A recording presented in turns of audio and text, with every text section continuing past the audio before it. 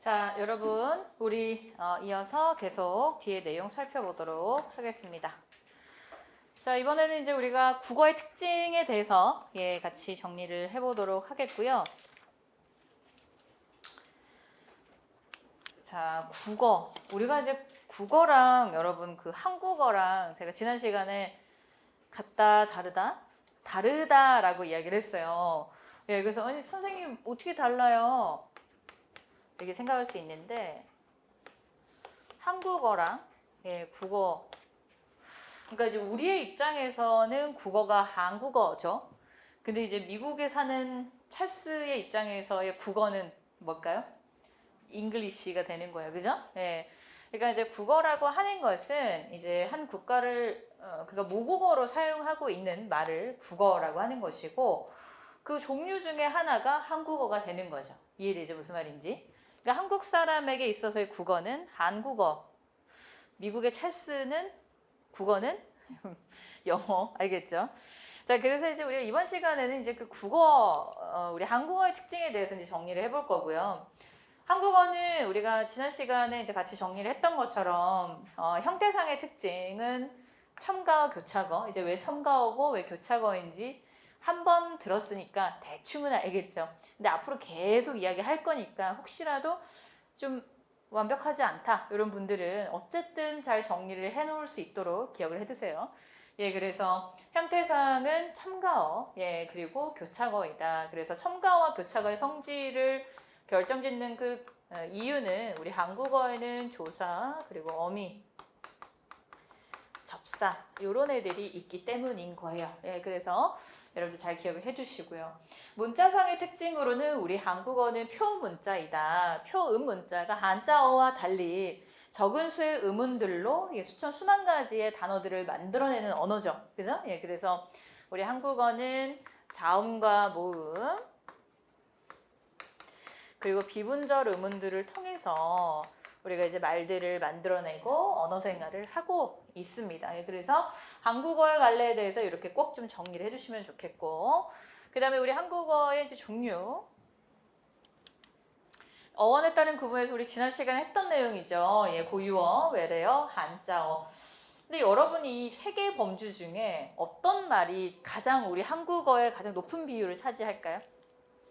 아직까지는 그래도 한자어가 가장 많은 비율을 차지를 하고 있어요. 아직까지. 물론 이제 한 7, 8년 전까지만 해도 거의 70% 가까운 단어가 한자어였어요. 사실 우리 말 중에. 근데 이제 한글 순화 운동을 통해서 좀 한자어의 그 범위가 좀 많이 줄어들었고, 고유어의 이제 내용들이 좀 확장이 되면서 사실은 이제 또 고유어와 마찬가지로 외래어의 어떤 그런 내용들이 아무래도 우리가 지금 사용하고 있는 어떤 그런 문화들이 이제 한자어 국가에서 이제 많이 넘어오는 게 아니라 영어권 국가에서 많이 오는 경우들이 많이 있죠. 뭐 스마트폰이라든지 뭐 이러한 모든 말들이 다 사실은 외래어인 경우들이 많죠. 그래서 뭐 앱이라든지 뭐 이런, 그쵸? 뭐 그러한 단어들은 6, 7년 전에는 사용하지 않았죠. 앱이라고 하는 것 자체가, 그렇지 않아요? 그래서 어쨌든 이제 지금은 그래도 한 40% 이하로 점점 줄어들고 있는 추세로 한자어를 가고는 있으나, 아직까지 그래도 이제 공문서 작성이라든가 이런 거를 할 때도 한자어를 그래도 조금은 선호하는 경향이 아직까지는 있다라고 하는 거. 어쨌든 우리 한국어의 구조는 고유어, 외래, 한자어로 이렇게 이루어져 있다라고 하는 거 잘 기억을 해주시고, 자, 그 다음에 이제 뭐 아까 했던 내용들이 되겠어요. 그래서 표준어, 어떤 사회가 표준어를 삼는 이상성, 그리고 규범성, 공용성을 지닌 말로 1936년 조선어학회에 의해서 규정한 그 조선어 표준말 모음에서 이제 이 표준어를 정하게 되죠. 그래서 표준어의 원칙은 교양 있는 사람들이 두루 쓰는 현대 서울말을 정함을 원칙으로 한다. 그래서 표준어의 규정은 총 몇 가지? 세 가지를 기준으로 표준어를 규정을 하는 거예요. 그래서 이제 교양이 있다라고 하는 말에 의해서 사실 계층이다라고 하는 단어가 조금 어감이 좋지 않죠. 그래서 이제 다른 말로 사회적 조건이란 말로 최근에는 바꿔서 사용을 합니다. 그 다음에 이제 두루 쓰는 현대, 시간적 조건이에요. 그러면 선생님, 이 현대라고 하는 것이 과연 언제까지, 어디서부터 언제까지를 현대라고 할까요? 라고 생각할 수 있잖아요. 그죠? 보통은 이제 우리가 인문학 파트에서 이야기하는 현대의 시기는 지금으로부터 약 100년 전까지를 현대로 삼자라고 국립국어원에서는 그렇게 규정을 하고 있습니다. 그래서 현대라고 하는 것은 지금으로부터 약 한 100년 전까지에 사용하고 있는 우리말을 통해서 이제 표준어를 규정을 하고 있고, 그래서 이제 아직까지도 우리가 이제 이때 당시에 그러니까 1988년에 표준어를 규정을 했다고 그게 계속 가는 게 아니죠. 추가 표준어라든지 우리가 이거는 더 표준어로 더 좀 해줘야 된다라고 하는 것들을 이제 국립국어원에서는 매년 정리를 해서 발표를 하고 있죠. 그 다음에 이제 지리적 조건, 다른 지역이 아닌 서울의 말을 우리가 표준어로 삼읍시다라고 한 거, 3가지 조건으로 표준어를 규정을 하고 있다라고 하는 거.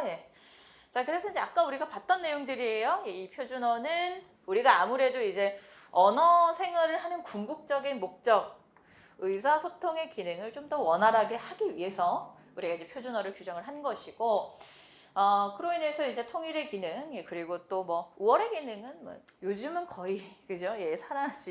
사라졌다라고 볼 수도 있는 그러한 기능이 되겠어요. 요즘은 서울말 쓴다고 막 그쵸, 이렇게 어디 지방에 부산에 가서 막 서울말을 쓴다고 우월한 그런 느낌을 주는 건 전혀 아니죠. 오히려 지방에 계신 분들이 서울에 와서 사투리를 쓰면 더 좀 약간 매력적으로 오는 그런 경우들이 많이 있어도, 그죠? 어쨌든 옛날에는 그렇게 봤어요. 준거의 기능, 독립의 기능 이런 것들이 있다라고 하는 거.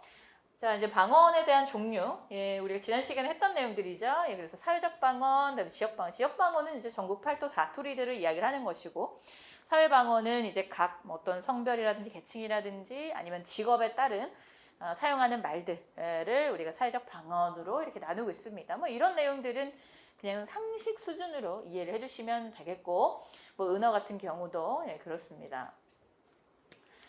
어휘의 양상을 이제 이어서 계속 볼게요. 자, 비어와 속어를 우리가 이제 합쳐서 비속어라고 하죠.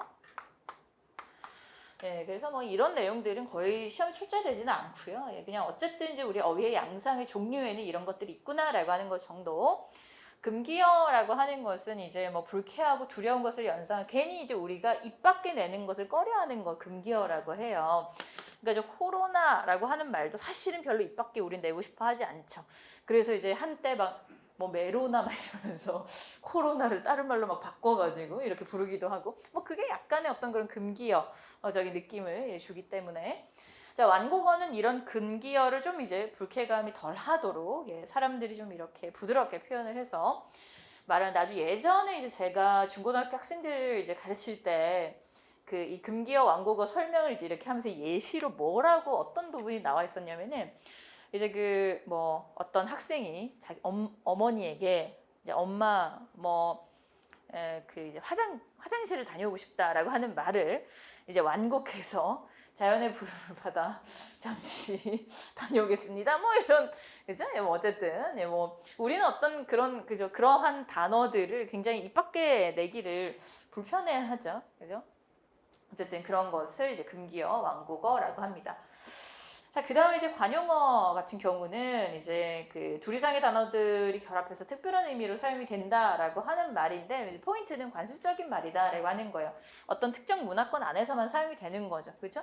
그래서 관용어, 전문어는 전문적인 분야에서 일을 효과적으로 수행하기 위해서 어떤 집단에서 도구처럼 사용하는 어휘를 전문어라고 한다. 그러니까 어떤 의사 집단이라든지 여러 특정 직업군에서만 사용하는 이제 말들을 전문어라고 합니다. 자, 그 다음에 우리 한국어의 이제 문법상의 특질을 한번 보도록 할게요. 자, 우리 한국어는 이제 제가 아까 지난 시간에도 설명을 드렸던 것처럼 첨가 어인 까닭의 문법적 관계를 나타내는 조사 어미가 발달을 했다. 여러분 그 어미라고 하는 게 뭔지 알아요? 어미가 어디에서 나오는 거죠? 어미? 그러니까 어미랑 같이 있어야 되는 애가 뭐죠? 맞아요. 어간이랑. 이 정도로 약간의 대답을 이렇게 할 수 있는 것만으로도 여러분들 약간 잘하고 있어요. 잘하고 계신 겁니다. 사실 이제 그 작년, 재작년을 보면 대답을 못 하신 분들 많았거든요. 예, 그러니까 여러분들 예, 잘 따라오시고요. 자, 그래서 어간과 어미라고 하는 그 구조로 이루어져 있는데 그러면은 얘가 어간과 어미는 왜 같이 가야 되는 거냐? 얘는 어디에서 나오는 개념이죠? 품사로 치자면 용언, 즉 형용사, 예, 형용사 그리고 또 동사에서 있는 애예요. 용어는 우리가 다른 말로 국어에서 이제 뭐라고 하냐면 뭐라고 하죠? 얘를 모습이 바뀌는 말이다라고 해서 가변어라는 말 써요. 네, 이건 형태론 시간에 한 번 더 할 거예요. 예, 혹시 잘 이해가 안 가시면은 그냥 지금 가볍게 한번 들어보세요. 그러니까 우리 국어에는요, 그러니까 명사 같은 애들, 뭐 꽃, 뭐 사람 이름, 뭐 아니면 또는 뭐 학교, 뭐 이렇게 명사 이런 애들은 단어가 바뀌지 않죠, 그죠? 뭐 활용이 돼서 문장에서 이렇게 바뀌는 게 아니잖아요. 근데 이제 이런 형용사, 동사 어떤 단어들이 형용사, 동사죠? 뭐 뛰다, 가다, 예쁘다, 뭐 이러한 표현들이 이 형용사, 동사인데 얘네들은 문장에서 이제 우리가 사용이 될 때 어떻게 사용이 돼요? 막 바뀐단 말이에요. 예쁜, 막 이렇게 그렇죠? 기본형이 이제 예쁘다라고 하는 형용사, 이 품사를 형용사라고 하면 문장에서 이제 사용이 될 때 예쁜 학생 이런 식으로 이제 활용이 달라진다는 모습이 예쁘다에서 이렇게 달라져서 끈으로 그렇죠? 예, 그러니까 이런 식으로 이제 모습이 달라지고 뭐 뛰다 같은 동사도 마찬가지예요, 그렇죠? 뛰다 얘는 어떻게 달라져요? 뭐 얘들아 뛰자. 거기 뛰는 아이 이리 와봐. 뭐 이런 식으로 어때요? 뛰자, 뛰는 뭐 이런 식으로 뒤에 있는 이런 애들이 바뀐단 말이에요. 이렇게 이제 달라지는 애를 우리가 보통은 어미라고 하고 이렇게 바뀌지 않고 의미를 갖고 있는 애를 뭐라고 한다? 어간이라 그래요. 예, 그래서 이제 우리 국어는 이렇게 모습이 달라지는 애가 딱 정해져 있어요. 세 개로. 형용사, 동사, 그리고 또 하나가 더 있는데 서술격 조사, 이다. 요 세 개가 끝이에요. 나머지는 다 불변해요. 명사 불변하고요. 뭐 그다음에 부사 불변하고 관형사 불변하고 다 불변해요. 얘네 세 개 빼고는 전부 다 모습이 바뀌지 않는데 이 세 개만 유난히 우리 국어에서 이제 모습이 바뀌고 바뀐다라고 하는 거, 모습이 바뀐다. 이제 바뀐다라는 말을 우리가 학문적인 말로 뭐라고 이야기를 하냐면 활용이라고 이야기해요. 활용된다 이렇게. 모습이 바뀐다. 알겠죠? 예, 그래서 이제 그것의 구조가 용언의 구조가 어간과 어미로 나뉘어져 있고 어미가 보통은 활용되는 아이, 즉 바뀌는 애를 우리가 어미라고 한다는 거죠. 그래서 이제 어간은 원칙적으로는 바뀌지 않아야 되고 바뀌는 것을 우리가 어미라고 해요. 그러니까 원래 바뀌지 않아야 되는 애가 막 이상하게 바뀌는 그런 경우를 우리가 불규칙 용언으로 나중에 배울 겁니다. 그거 이제 우리 학생들이 굉장히 많이 틀려요. 예, 21년도에 국가직에서도 출제가 되었었는데 어쨌든 이제 이러한 구조를 가지고 있어요. 어미라고 하는 말 자체가 그러니까 개념어들을 여러분들이 잘 기억을 해주셔야 되겠고 어쨌든 이런 개념들을 좀 잘 알아두시면서 이 내용들을 이해를 해주셔야 되겠어요. 그 다음에 이제 우리 한국어의 어순이 여러분 무엇을 어순이라 그래요? 문장의 순서를 어순이라 그래요. 우리 한국어의 문장의 순서는 주어, 목적어, 서술어. 그래서 그것을 이제 표기를 하자면 SOV 언어다. 한국어는 주어, 목적어, 서술어.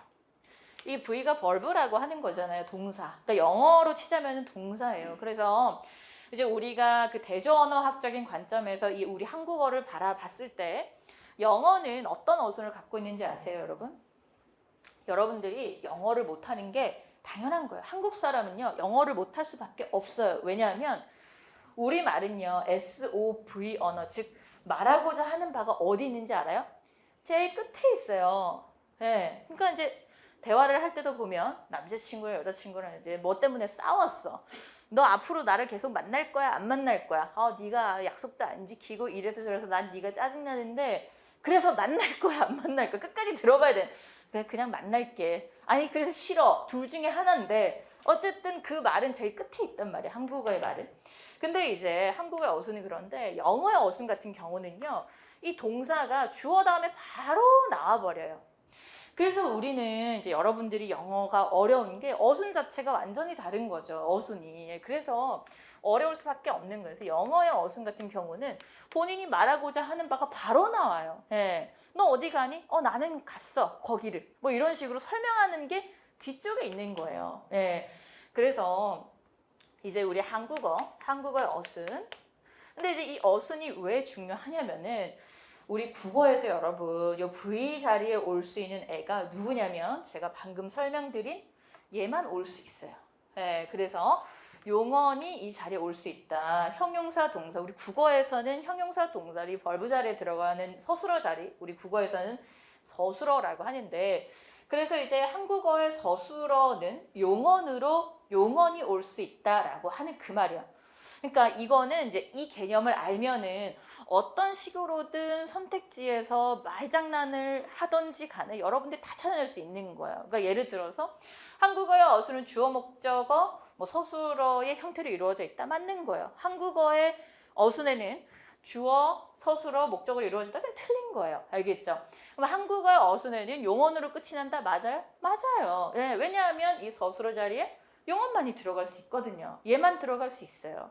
아니면 또는 서술격 조사이다가 붙은 체어는 들어갈 수 있겠죠. 무슨 말인지 알겠죠?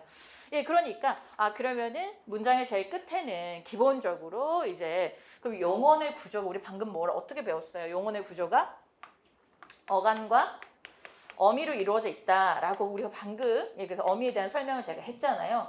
그러면 자 한국어에서의 문장의 끝은 어미로 끝난다. 맞아요, 틀려요? 맞아요. 알겠어요? 예, 그러니까 여러 가지 선택지를 다 만들어낼 수가 있는 거 이 개념 하나만 이해를 하면 그렇죠? 그러면 또 있어요. 뭐 어떤 게 있냐? 예를 들어서 문장의 끝에 말이에요. 이 표현이 바르냐 바르지 않느냐를 판단할 때도 얘를 우리가 어떻게 판단할 수 있어요? 어간으로 끝이 나느냐 어미로 끝이 나느냐를 판단하면 얘가 맞는지 틀린지 우리가 확인할 수가 있단 말이에요. 무슨 말인지 알겠어요? 그럼 이제 되 같은 경우 여러분 이 두 개 중에 어떤 표현이 맞을까? 위아래 어떤 거? 아래가 맞는 그 이유는 뭐 때문이에요? 바로 얘 때문인 거예요. 문장의 끝에는 뭘로 끝이 나야 돼? 어미로 끝이 나야 되거든요. 이 되는 여러분 무엇의 줄임인지 알아요? 맞아요. 되와 되다의 즉 어간과 어미의 줄임이거든요. 축약이에요. 그래서 어미로 끝이 난 것이기 때문에 문장의 끝에 올 때는 얘로 끝이 나야 되는 거예요. 되 같은 경우가. 얘는 왜 안 돼? 어간이니까 안 되는 거예요. 이해되세요? 무슨 말인지? 네. 그래서 얘는 안 되고 얘는 맞는 거야. 그러니까 여기까지 다 파생이 되는 거죠. 그러니까 한 가지만 잘 이해만 해두면. 다시 정리를 해보면 우리 한국어라고 하는 것은 이제 주어, 목적어, 보어, 서술어의 형태로 이루어져 있다. 아니면 또는 SOV 언어로 이루어져 있다. 이렇게 이해를 해주시면 되겠고 V 자리에는 여러분 서술어 자리에 누가 온다? 용언이 온다. 형용사 동사가 온다. 형용사 동사는 우리가 무엇으로 본다? 가변어다. 그쵸? 예, 가변어. 자, 용어는 무엇으로 이루어져 있다? 어간 어미로 이루어져 있다. 그리고 한국어의 문장의 끝에는 그래서 무엇으로 끝이 나야 된다? 어미로 끝이 나야 된다. 알겠죠? 예. 자, 그래서 이제 우리가 이런 거를 잘 이해를 하는 게 왜 중요하냐면 나중에 통사론 들어갔을 때 여러분들이 많이 어려워하는 게 통사론 파트에서 얘가 단문인지 복문인지 즉 복합 어떤 문장에서 서술어가 몇 번을 사용되는지 찾아내야 되는 어떤 그런 문제가 있어요. 그런 것들을 찾을 때도 용언이 어디에 활용된 단어가 어디에 있는지만 찾으면 된단 말이죠. 굉장히 쉬워지는데 이걸 이해를 못하게 되면 그때 가서 또 헤매게 되는 거예요. 무슨 말인지 알겠죠? 예, 그래서 이런 내용들을 잘 좀 이해를 해주시고 자, 그래서 이제 서술어는 문장의 끝에 수식어는 피수식어 앞에 놓인다. 그래서 우리 국어 같은 경우는 이제 수식을 해주는 품사가 딱 두 개가 있어요. 그게 뭐냐면은 부사 그리고 관형사. 이건 품사로서의 어떤 수식을 해주는 애들을 이야기를 하는 것이고 만약에 이제 문장 성분을 이야기를 한다면 부사어 또는 관형어 이렇게 이야기를 합니다. 그거는 나중에 형태론과 통사론 파트 하면서 한 번 더 말씀을 드리도록 할게요. 근데 이제 제가 영어가 나왔으니까 한 번 더 이야기를 하지만 우리 한국어에는 전치사가 있을까 없을까? 한국어에는 전치사가 없다. 알겠죠? 예, 우리 한국어는 후치사 언어예요. 이게 무슨 말이냐? 여러분들이 이제 영어에 약간의 기본적인 지식이 있어야 좀 이해를 할 수 있는 말인데 영어 같은 경우는 이제 전치사 여러분들이 싫어하는 전치사가 있잖아요. 이거 막 외우지 않아요, 여러분? 예, 안 외워요? 자, 갑자기 영어 시간이 아닌데 여기서 누가 여러분 전치사죠? on이 전치사죠, 그죠? 얘를 여러분 우리 한국어로 해석을 하면 어떻게 해석해요? 테이블, 그렇죠. 책상 위에 얘를 먼저 해석을 한단 말이에요. 그렇죠? 그러니까 근데 하지만 우리는 얘를 먼저 해석하는데 영어에선 사용을 할 때 이 전치사를 먼저 쓴단 말이에요. 그래서 책상 위에 우리는 이제 이런 식으로 해석을 하는 거예요. 그래서 우리 한국어는 후치사 언어라고 하고 영어에서는 얘를 전치사라고 하는 거예요. 그래서 언어적으로도 너무나도 다른 특징을 갖고 있는 거죠, 사실은. 그렇죠? 예, 그래서 이제 영어와 한국어, 그러니까 다른 언어, 중국어까지 비교할 필요는 없고 영어 정도, 영어와 한국어가 어순이 어떻게 다른지 그리고 또 뭐 우리말은 후치사 언어냐 전치사가 왜 없는지 이 정도는 좀 이해해 주시면 좋겠어요. 알겠죠? 이 정도 범주까지 시험에 충분히 나올 만하니까. 자, 그 다음에 이제 피수시가 앞에 놓인다라고 하는 거. 어수는 사고의 흐름을 반영하는데 이건 이제 무슨 말이냐면은 아무래도 이제 우리말의 어수는 중요한 게 언제 있어요? 제일 마지막에 있다 보니까 사람들이 대화를 할 때 어때요? 끝까지 집중을 자꾸 하려고 하는 거예요. 왜냐하면 끝까지 들어야 얘가 무슨 말을 하는지 아니까. 근데 영어 같은 경우는 자기가 하고자 하는 말을 막 이야기하고 왜 그렇게 생각하는지 뒤에 설명을 하니까 여기까지만 듣고 요 뒤에 이제 막 설명을 어쩌고 저쩌고 할 때는 딴 생각하는 거예요. 딴 생각. 예. 그래서 어쩌고 설명할 때 자기가 뭔가 반론을 할 거리를 이때 생각을 하는 거죠. 그러니까 어떻게 보면 영어는 자기가 반론할 생각에 어떤 걸 여유를 주는 언어다. 이렇게도 바라볼 수 있는 것이고 무슨 말인지 알겠죠? 우리 한국어는 그런 여유는 없지만 끝까지 집중하게 하는 어떤 그런 언어다. 이렇게도 이해를 합니다. 그래서 어수는 사고의 흐름을 반영한다. 그러니까 우리가 미국인인 찰스와 사고방식이 다를 수밖에 없는 게 이런 언어적 차이가 사실은 굉장히 중요한 이유로 우리가 볼 수가 있는 거예요. 알겠죠? 자, 그래서 이제 주어 서술어 사이에 2차적인 사실을 언급해 장문이 뭐 길어진 나머지 어쩌고저쩌고 이런 것들 이제 읽어보시면 되겠고 상하관계가 중시되던 높임법 뭐 이건 뭐 당연히 알고 있는 내용이죠. 영어는 높임법이 없잖아요. 그죠? 한국어에서 우리 문법에서 이제 여러분들이 높임법에서 시험에 나오는 기준으로 어려워하는 것은 뭐 주체 높임, 객체 높임, 상대 높임 뭐 요 정도인데 그거는 나중에 정리를 해드리도록 하겠습니다. 그 다음에 이제 한 문장 안에서 주어가 둘 이상에 나타나는 경우 주어 조사가 생략되는 경우 그래서 우리 한국어는 주어 생략 가능하고 조사 생략 가능하고 알겠죠? 그래서 어지간한 문장 성분이 모두 생략이 가능한 언어다라고 하는 거. 근데 어미는 생략하면 될까 안 될까? 안 돼요. 한국어에서는 어미 생략하면 안 됩니다. 그래서 아까 안대와 대 했잖아요. 대와 대. 그죠? 얘가 안 되고 얘를 이렇게 써야 되는 게 우리 한국어에는 문제가 그때 어미로 끝이 나야 되기 때문에 그러니까 어미는 생략하면 안 되지만 조사는 생략 가능해요. 요거를 왜 이해를 해야 되냐면 나중에 우리가 통사적 합성어, 비통사적 합성어 그 어려운 개념을 할 때 이러한 내용들을 기준으로 이해를 합니다. 알겠죠? 예. 그래서 어미가 생략된 단어는 비통사적 합성어라고 하고 어미가 생략 안 된 합성어는 통사적 합성어라고 해요. 조사가 생략된 거는 통사적 합성어고요. 예, 뭐 이런 것들이 있는데 그래서 여러분들이 정리해야 되는 것은 우리 한국어에서는 조사 생략이 가능하다. 어미 생략은 안 된다. 알겠죠? 자, 그 다음에 이제 마지막 서술어에만 이제 시제가 표시된다. 뭐 이런 것들 읽어보시면 되겠고 능동, 피동, 주동, 사동 개념이 막연하다. 그래서 이제 여러분들 뭐 사실 많은 우리 학생들이 어려워하는 내용 중에 하나죠. 피동, 사동 변별하는 거, 구분하는 거 그죠? 많이 어려워합니다. 이게 이제 뭐 굉장히 변별하기 쉬운 어떤 간단한 문제면 모르겠는데 또 작정을 하고 어렵게 출제를 하면 한 번씩 이제 출제가 되거든요. 피동, 사동 같은 경우 학생들이 많이들 어려워합니다. 그래서 어떤 그런 개념이 좀 아직까지 뭔가 완벽하게 정돈되지 않은 막연한 점이 있고 접속사가 쓰이지 않는다. 한국어에는 전치사뿐만 아니라 접속사라고 하는 품사는 없습니다. 우리 국어에서는 이 접속사를 그러면 어디에 접속사가 여러분 영어에서 뭐예요? 뭐 and, but 이런 것들이잖아요. 그러니까 그걸 우리말로 바꾸면 그리고, 그러나 이런 애들이거든요. 그럼 그거는 우리 국어에서 무엇으로 설명을 할까요? 부사라고 하는 애로 설명을 해요. 접속 부사, 문장과 문장을 연결해준다. 이런 식으로 우리가 정리를 합니다. 예, 그래서 접속 부사가 이를 대신한다. 부사 파트에 이 접속사를 집어넣어서 설명한다 이 말이야. 이해되시죠? 문장 성분의 자리 이동이 용이하다. 그래서 한국어에서는 문장 성분의 자리 이동이 용이하고 의미 강조 표현의 이용이 되곤 한다라고 하는 거. 자, 거기 이제 밑에 문제는 다음 중 국어의 형태적 특징, 이 형태적 특징은 무엇을 말하는 거냐면 단어적 특징을 물어보는 거예요. 단어. 문장의 통사적 특징 말고 단어적 특징. 그래서 거기 1, 2, 3, 4번에 사실은 다 맞는 문장 같죠? 예, 수식어는 피수식어 앞에 온다. 그러니까 어순과 관련된 거예요. 통사. 문장과 관련된 거고. 2번은 동사, 형용사, 활용. 이건 뭐야? 동사, 형용사는 단어와 관련된 거잖아요. 그래서 답이 2번인 거예요. 무슨 말인지 알겠어요? 그러니까 뭐가 통사고 뭐가 형태고 이런 것들을 잘 정리를 좀 자꾸 하시면서 이해를 해야 되겠어요? 문장 성분의 순서를 비교해서 자유롭게 바꿀 수 있다도 통사 문장의 파트에서 이제 어떤 그런 한국어의 특징이 되는 거죠. 언어 유형 중에 주어, 목적어, SOV 언어 이것도 이제 통사론적인 우리 한국어의 특징이니까 무슨 말인지 이해되시죠?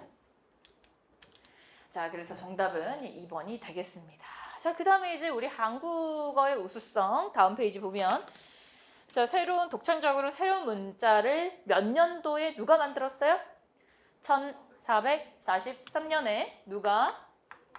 그렇죠. 세종대왕이 만드셨어요. 예. 누가, 언제, 어떤 목적으로 왜 만드셨을까?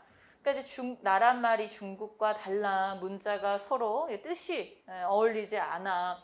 이런 연유로 세종대왕께서 이제 어리석은 백성을 불쌍히 여겨서 이 글을 만들었다라고 그대로 증거가 남아 있죠. 그죠? 예, 그래서 정확하게 알려진 문자입니다. 단음 문자 곧 음소 문자이며 나아가 의문 자질 이게 의문 자질이 여러분 무슨 말일까? 무슨 말이냐면 의문으로 의미 변별을 한다라고 한 뜻이에요. 그게 무슨 말이냐?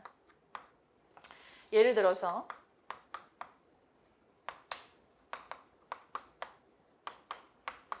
자, 이 세 개의 단어가 있습니다. 근데 이 세 개의 단어는 여러분 어때요? 자, 얘를 우리가 뭐라고 하냐? 첫 소리 초성이라 그러고요. 얘를 뭐라고 하죠? 가운데 소리, 가운데 중자 중성. 그다음에 리을 뭐라고 하냐면 끝소리, 끝 종자 종성이라고 해요. 그러면은 초성, 중성, 종성들 중에 누구만 달라요? 초성 하나만 달라. 그죠? 그러면 세 개의 음운들 중에 하나만 달라. 즉 하나의 음운이 달라지면서 각각 다른 단어가 된 것들. 그러니까 이제 하나의 음운만 달라지면서 다 의미가 달라졌어요. 그래서 이런 것들 우리가 음운 자질 문자라고 하고 이런 것들의 쌍을 우리가 뭐라고 하냐? 최소 대립쌍이라고 하는 거. 자, 최소 대립쌍 굉장히 중요한 개념입니다, 여러분. 옆에다가 좀 한번 잘 정리를 해주시고요. 자, 그래서 자음과 모음이 시각적으로 분명하게 구별되기 때문에 우리가 자음과 모음을 뭐라고 하죠? 분절음운이라는 말을 쓰죠. 그죠?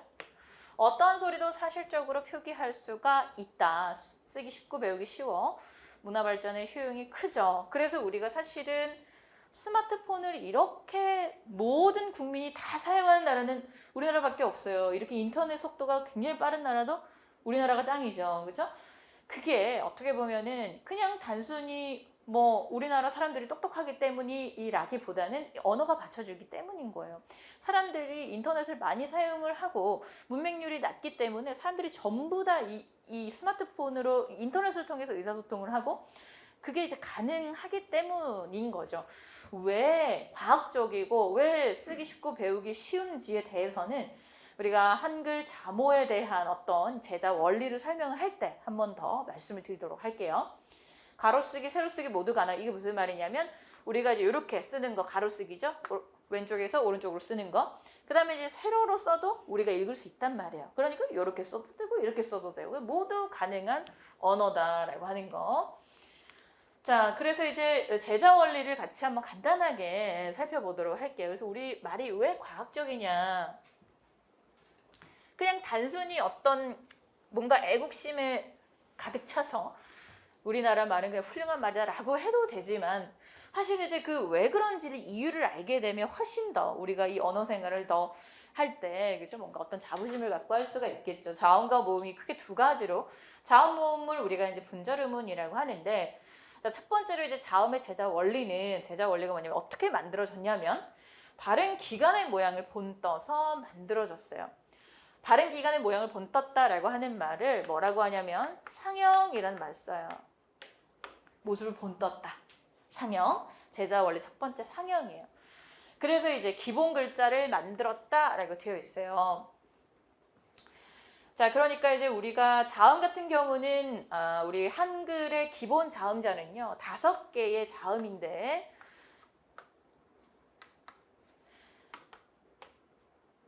자, 그녀 우리는 이제 요렇게 외워요. 요 5개의 자음을 어떻게 외우냐면 그녀 마음속으로 외워. 그녀 마음속. 이게 이제 세종대왕이 훈민족 글자를 참 창제를 하려고 이렇게 연구를 하다 보니 너무 힘든 거야. 그래서 이제 가까이 있는 궁녀가 눈에 들어온 거죠. 이게 잘 외우려고 한 거니까 여러분 뭐 다른 오해는 하면 안 돼요. 그래서 그녀 마음속, 그녀 마음속. 기본 자음자 5개예요. 알겠죠? 외우셔야 돼요. 자, 그 여기에 이 그녀 마음속 기본 자음자의 제자 원리는 제가 방금 뭐라고 설명드렸어요? 어떤 원리로 만들어졌다? 상형의 원리, 못을 본뜬 거예요. 알겠죠? 상형의 원리로 우리 자음이 만들어졌고요. 여기에 나머지 자음들은 획을 하나 더하는 가획의 원리.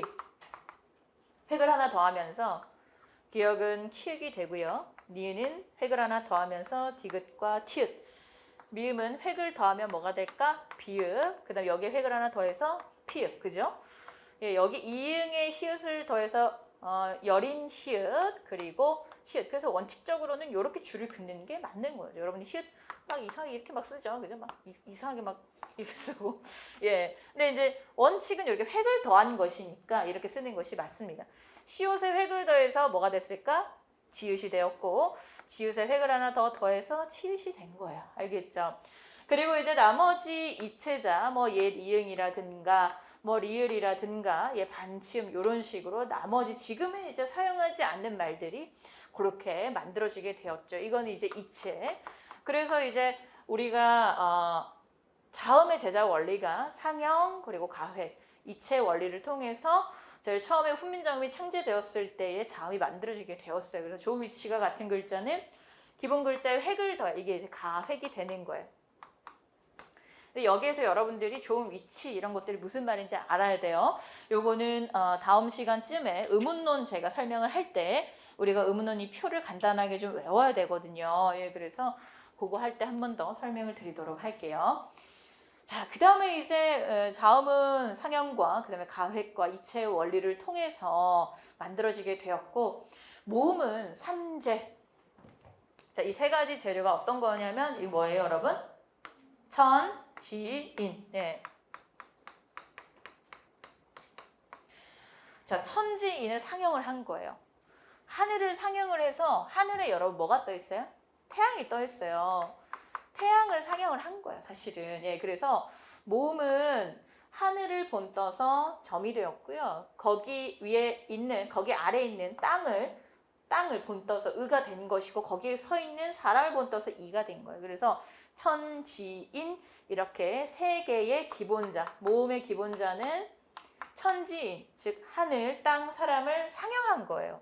모음도 그러니까 처음엔 상형을 한 거죠. 본뜬 다음에 여기에 이제 우리는 초출 그리고 나머지 제출 한 번 더 이제 갖다 붙이면서 나머지 자음들을 만들게 된 거죠. 여기서 중요한 건 여러분들이 제가 하늘은 여러분 태양을 본뜬 겁니다 라고 말씀드린 그 이유가 많은 분들이 하늘이라고 하면 너무 막연히 넓으니까 그게 왜 점이에요? 이렇게 잘 이해를 못 하시는 분들이 많이 계시고 또한 이제 이게 태양이다라고 태양을 본뜬 것이다 라고 이해를 해버리면 쉬운 게 뭐냐면 여러분들 모음조화라고 하는 거 들어보셨어요? 모음조화. 모음조화가 뭐냐면 양성모음은 양성모음이라고 하는 것이 있고 우리 국어에서는 음성모음이라고 하는 것이 있어요. 양성 모음은 양성 모음끼리, 음성 모음은 음성 모음끼리 모음이 합성이 되는 것을 우리가 모음 조화, 단어가 만들어지거나 그런 것을 우리가 모음 조화라고 하는데 이게 무슨 말이냐? 예를 들어서 이제 어떤 단어를 이제 이렇게 만들 때 그러면은 양성 모음은 양성 모음끼리, 음성 모음은 음성 모음끼리 단어가 만들어진다, 합쳐진다라고 되어 있는데 그럼 우리가 기본적으로 뭐가 양성 모음이고 뭐가 음성인지 알아야 될 거 아니에요. 그 원리는 여기에 있단 말이에요. 이게 무슨 말이냐? 얘가 태양이니까 태양이 잘 드는 땅을 우리가 무슨 땅이라 그래요? 양지라 그러죠. 양지예요. 예. 그러니까 이제 여기 위에 이런 식으로 자, 땅 위에 오라든지 와라든지 뭐 왜 이러한 말들은 여러분 태양을 바라보고 이렇게 모음이 만들어졌기 때문에 무슨 모음이 될까요? 양성 모음이 되는 거예요. 태양이 안 드는 땅을 우리가 무슨 땅이라 그래요? 음지라 그러죠. 마찬가지예요. 거꾸로 우. 자, 태양 땅이 있고 그 밑에 점이 있어. 이렇게 우, 유, 워. 요런 애들은 어때요? 양성일까? 음성일까요? 음성 모음이라고 우리가 하는 거예요. 이해되세요? 그러니까 어떤 분들 보면 양성 모음 막 외우고 있고 음성 그 바보 같은 짓이고 어떻게 외워 그거를 말도 안 되는 소리죠. 그쵸? 이렇게 이해를 해보니까 너무 완벽하죠. 몰라도 바로 찾을 수가 있는 거예요. 아 이렇게 생겨먹은 거는 양성 모음, 이렇게 생겨먹은 애는 음성 모음이 되는 것이구나. 알겠죠? 기본적으로 아는 양성 모음이고 어는 음성 모음이다라고 하는 것 정도만 외워두시면 돼요. 나머지는 다 요 원리로 하늘을 바라보고 모음이 만들어진 것, 땅을 바라보고 만들어진 것, 음성, 하늘을 바라보고 만들어졌다, 양성 모음. 이렇게 여러분들이 찾으면 된단 말이에요. 알겠죠? 자, 그래서 이제 원칙적으로 중세국어 시기에는 그러니까 한국어, 훈민정음이 창제되었던 시기를 우리가 중세국어라고 하거든요. 이 시기에는 철저하게 이 모음 조화를 지켰어요. 그런데 이제 현대국어로 넘어오면서 음성 모음의 어떤 그런 사용들을 사람들이 편하게 생각하면서 음성 모음의 어떤 그런 소리값이 조금 더 강해지면서 모음 조화 파괴 현상이 일어나게 되는 거죠. 여러분 그걸 들어보셨죠? 모음 조화 파괴 현상?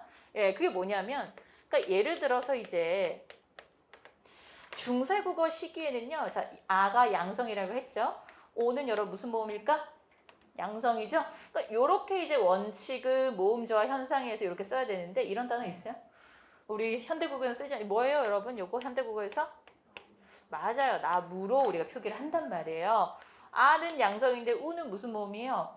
음성이에요. 모음 조화 파괴가 일어나는 거죠. 알겠죠? 예, 그래서 중세국어 시기에는 철저하게 지켰던 모음 조화 현상이 현대국어로 오면서 이런 식으로 모음 조화 파괴 현상이 일어나게 된다라고 하는 것까지 같이 정리를 해두시면 되겠어요. 그래서 어쨌든 여러분들 어때요? 이 천지인 모음도 그렇고 자음들도 그렇고 여러분 어때요?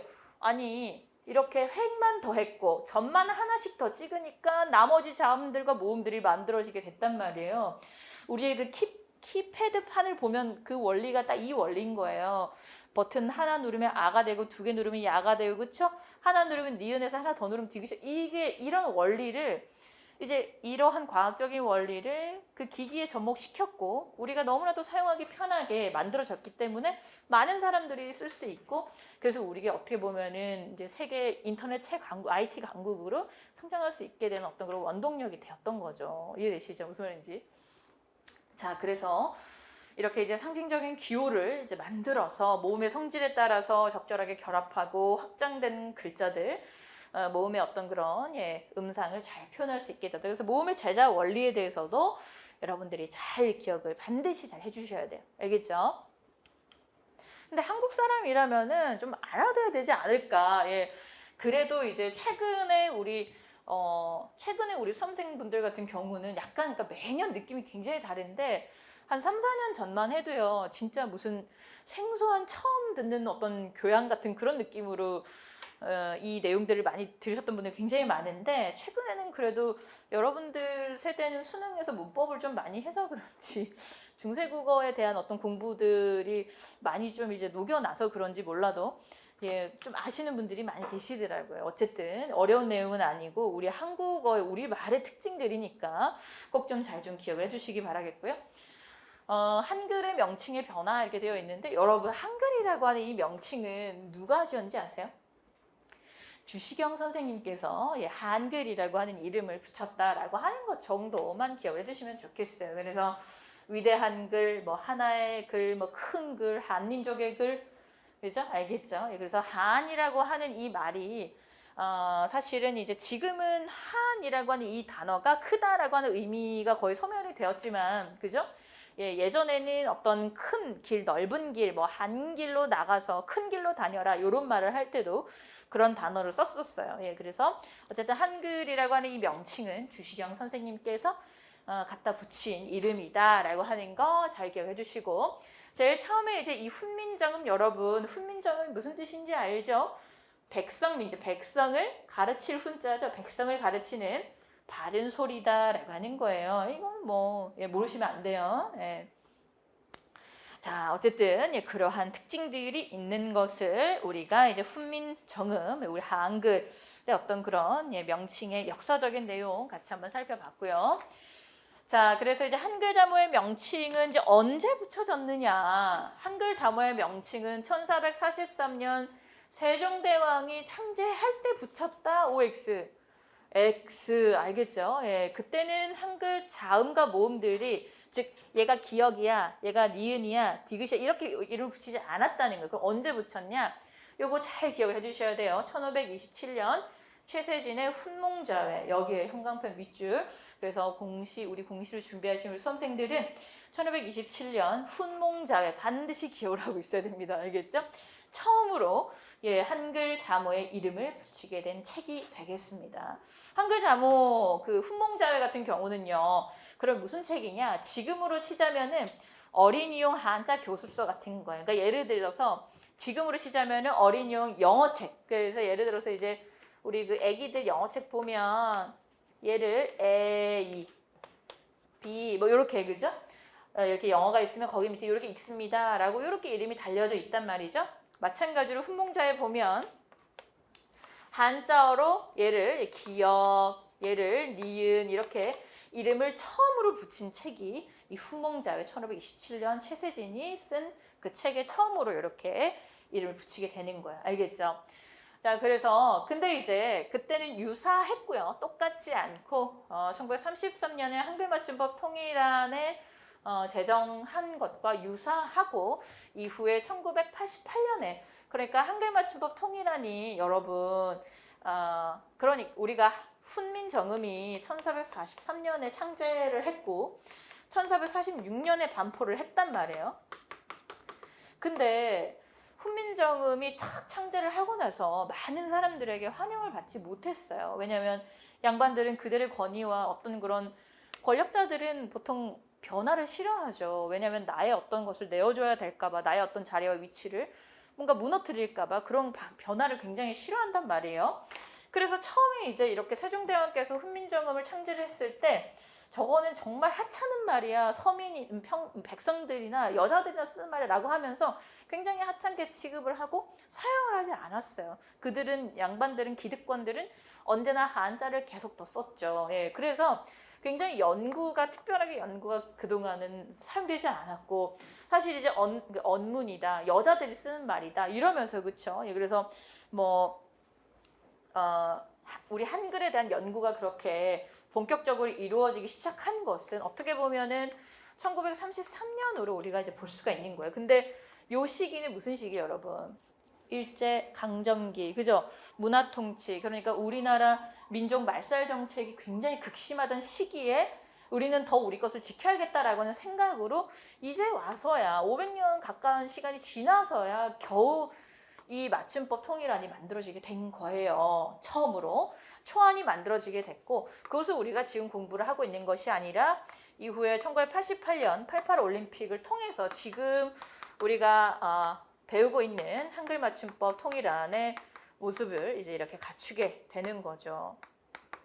그러니까 어떻게 보면은 우리 한글의 연구가 본격적으로 이루어진 지가 그렇게 길지가 않다라고 하는 사실을 알 수가 있겠고, 그죠? 그래서 이제 1933년에 이 한글 맞춤법 통일안 그리고 표준어 규정하는 그 내용과 관련해서 그 영화로 나온 게 있어요. 말모이라고 하는 영화. 여러분 보신 적 있어요? 말모이. 윤계상이 나온. 윤계상이랑 유해진인가?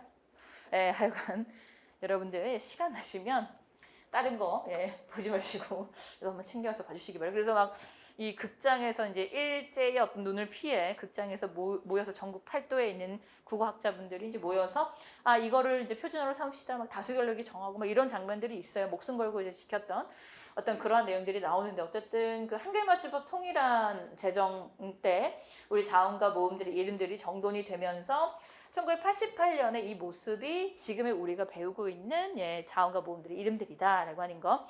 제일 처음에 이제 시도한 것은 1527년 훈몽자회, 제세진의 훈몽자회에서 처음으로 시도가 되었다라고 하는 거. 자, 그다음에 이제 뭐 국어 순화라고 하는 것은 그렇죠. 예. 사실은 7, 8년 전까지만 해도 우리 그 공문서 작성을 할 때 한자어로 쓰도록 했었으나 최근에는 우리 말로 왜냐하면 또 일반 사람들이 이제 그 봐야 되는 어떤 그러한 내용들도 많기 때문에 그렇죠. 그래서 한자어로 될 수 있으면 작성을 하지 말고 국어로 우리 말로 바꾸어서 그렇게 작성을 하게 됩니다. 자, 어쨌든 이제 우리 국어 순화에 대한 어떤 그런 내용들 가볍게 읽어보시면 되겠고, 그 다음에 이제 그 국어 순화 내용 보기 전에 한글 자모 명칭에 2번에 보면은 그 현행 맞춤법에 사전에 올릴 때 사전 배열 순서 있죠. 이게 이제 사실은 원래는 한 4, 5년 전에 이제 출제가 되고 거의 출제되지 않았다가 갑자기 2020년 국가직에 이제 한번 요 사전 배열 순서에 해당이 되는 단어를 물어보는 문제가 이렇게 나왔어요. 그래서 이게 이제 지금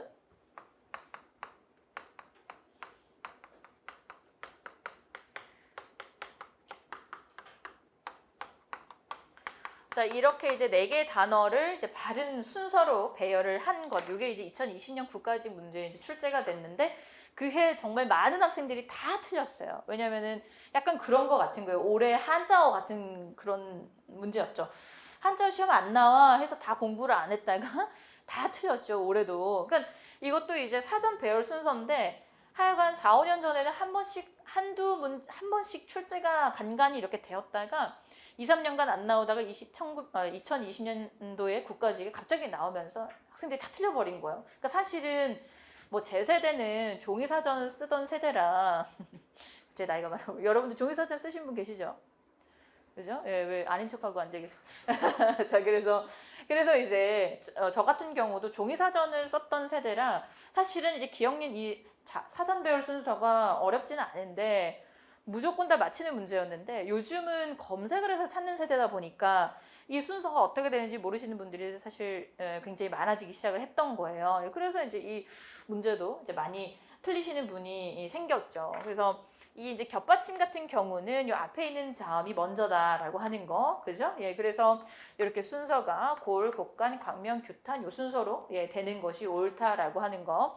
어쨌든 사전 배열 순서와 관련된 문제도 한 번씩 출제가 될 수 있으니까 여러분들 챙겨서 한번 봐주시고요. 자, 그 다음에 이제 한국어의 특징으로 맞지 않은 것은 그래서 뭐 자, 한국어는 첨가 어이므로 접사나 어미가 발달되어 있다. 여러분 어때? 맞아요? 틀려요? 맞죠? 그죠? 한국어는 주어가 잇따라 나타나는 문장 구성이 가능하다. 그 다음에 이제 한국어에서는 관형어는 항상 체언 앞에 온다. 문장의 순서에서 관형어는 체언을 수식을 하거든요. 그래서 이제 얘도 맞고요. 자, 우리가 관형사가 형용사처럼 활용한다 이렇게 되어 있는데 맞아요? 활용하는 애는 딱 우리가 뭐가 있다라고 했어요. 딱 3개밖에 없다라고 했어요. 그죠? 뭐와 뭐? 형용사, 동사, 서술격, 조사 이 3개밖에 없어요. 관형사는 불변어예요. 활용하는 단어가 아닙니다. 활용하지 않아요. 그래서 맞지 않은 것은 4번이 틀린 거 알겠죠? 이렇게 여러분들이 문제를 푸시면 되겠고 자, 우리 그러면은 10분 쉬었다가 여러분 쉬시는 동안에 그 우리 교재 뒤에 기출문제 및 확인 문제들이 있어요. 이건 사실은 모두 다 기출이 되었던 문제들을 제가 이렇게 앞에 언어의 특징 그리고 기능과 관련된 문제들만 쏙 뽑아서 정리해 놓은 문제들이에요. 그래서 여러분들 예, 쉬는 시간 동안에 한번 가볍게 풀어보시고요. 다음 시간에는 의문론 예, 본격적으로 들어가 보도록 하겠습니다. 10분 쉬었다가 하도록 할게요.